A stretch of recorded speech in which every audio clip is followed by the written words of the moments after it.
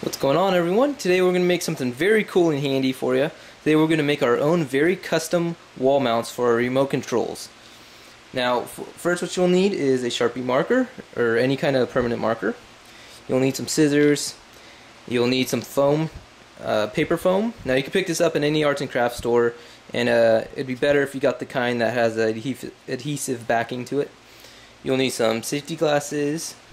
You'll need a Dremel. And last but not least, you'll need one of these guys. Now what it is a water bottle holder for your mountain bike or street bike or anything that you got. You can pick this up relatively cheap at your local Target or anywhere that they sell bike parts. Usually have it. You want to try to get the ones that have the two holes already on the back, so it's easy to mount to the wall. What we're going to be doing to this, we're going to simply mod it a little bit so it can hold our controller. Now this will work for, I know for sure, an Xbox 360 remote. I'm sure it could work for PS3 and maybe a Wii remote even, if you mod it a little bit more. And last but not least, you'll need some sort of controller to test it out, make sure that the bends are right to fit your remote. So once we do that, before we begin, this is the final project and how it will look. Okay, so now that you guys know how it's going to look, let's go ahead and get started. Okay, so first off, what we need to do is mark off the spot where we want to make our cuts with the Dremel. So as you can see here, what I did was I marked off this part right here. So this part we're going to leave, and that's what's going to hold the remote once it's up on the wall. And the black shaded part is what we're going to be cutting off. So let's go ahead and get it cut. Okay, so first what I did is I put the water bottle holder in this clamp. It's going to firmly hold on to it when we're making our cut. Now if you don't have one of these, you can use your hand, but I highly recommend using something like a clamp to hold it securely so it doesn't fly away from you when you try cutting it. So first we need to get your Dremel, and we're going to put a cutting wheel on here, and this is what's going to cut this aluminum right here. Now make sure you wear your safety glasses when doing this. There's going to be a lot of chunks of metal flying up, and you don't want that getting stuck in your eye. Alright, so let's get to it.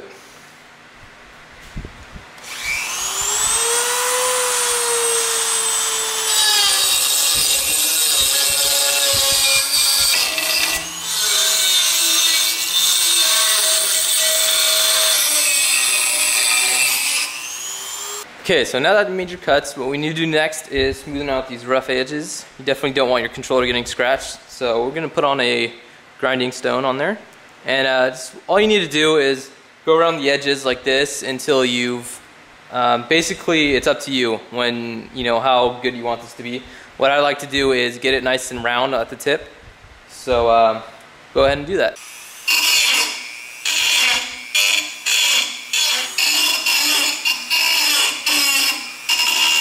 Okay, so now we're back inside. So you can see we grinded down our ends. Now they're pretty round, and they're not pointy at all or pokey or going to scratch a remote in any way. So now we got them in, what we need to do is bend down this part a little bit so it can hold our remote in it. So we're just going to give it a little pull. Now you could do this before you cut, make your cuts, or you could do it after. Either way it's fine. And once you bend it back a little bit, make sure they're aligned together. And now you could get your remote and test, see if it holds. As you can see here, we got a nice, holds our remote very nicely, as you can tell. This fits right in there. Okay, so next part what we're going to do is we're going to put some foam on this so it's not as sharp, and it's not metal that's going to be rubbing against our plastic remote, scratching it.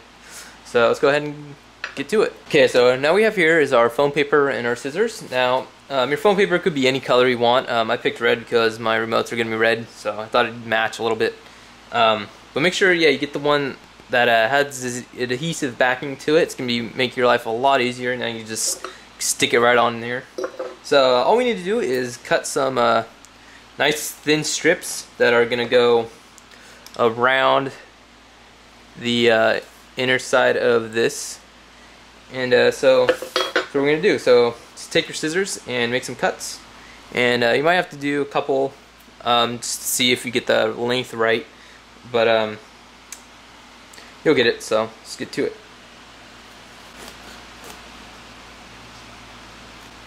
Okay, so we cut one strip here, so now what we're going to do is peel the back off. And we're just going to go ahead and stick it to our holder here.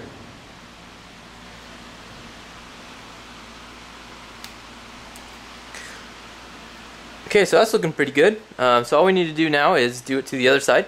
And if you want, you could do like all around the piece right here, so it covers up all the metal if you don't like seeing metal.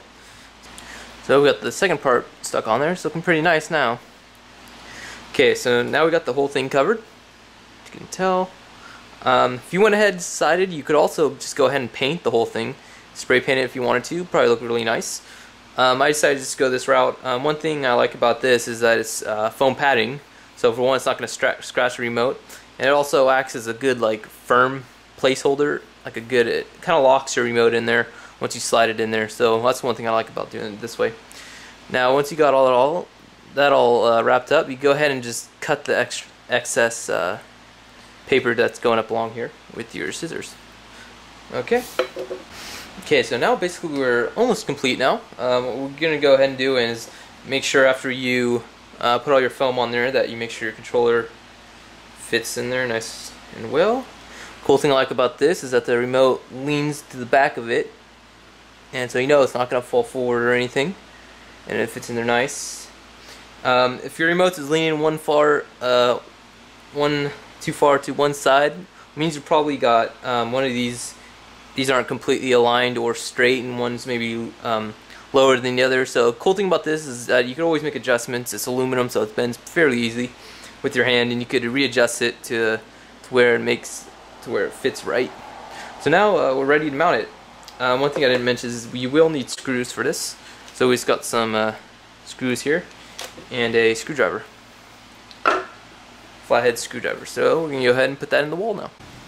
Now there isn't much to here I can show you guys, but give you a couple tips. You're gonna just take your screw and just put it against the wall and use a screwdriver, and with a little bit of force you can get it in there.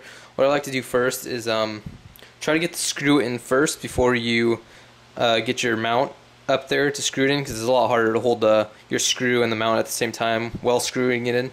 So let's go ahead and get this and go ahead and try to push it in there as hard as you can and give it a screw and make the hole first before you put your mount up there.